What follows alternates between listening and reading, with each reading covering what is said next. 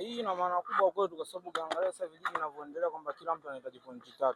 Kwa hiyo sisi tunahakikisha michezo yetu ya nyumbani tunapambana kuweza kupata pointi 3 kama unavyoona wakitoka ugenini na kwa mechi sio nyepesi. Kwa hiyo tunajitahidi kila mechi tunakuja kwetu hapa tunakuwa tunapata pointi 3 kwa sababu ndio muhimu zaidi. Mmekutana na Namungo ambaye anafundishwa na miongoni mwa makocha wazoefu. Ilikuwa ni mchezo aina gani kwa upande wenu kama wachezaji, lakini kipi ambacho mwalimu aliwaambia mkarejea kipindi cha pili mkapata bao na hatimaye mkamaliza na ushindi?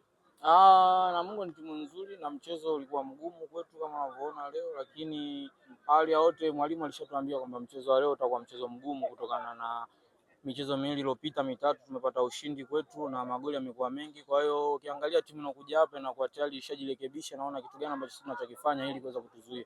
Kwa hiyo tulishaandaliwa kwamba na mwalimu kwamba alituambia kwamba mchezo utakuwa mgumu na kweli tumeingia tumeona umekuwa mgumu. Kwa hiyo hata tulivyoenda first half tulirudi niliwaambia mchezo utakuwa mgumu, kwa hiyo tuendelee kupush tutapata goli. Na kweli tumepata goli.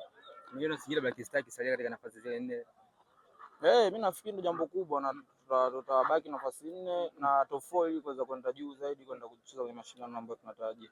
Kama mchezaji, ushindani wa ligi kwa sasa hivi unaonaje? Ushindani upo juu, ushindani mkubwa kama unavyoona, timu zote zinapambana, haijalishi nyumbani ugenini.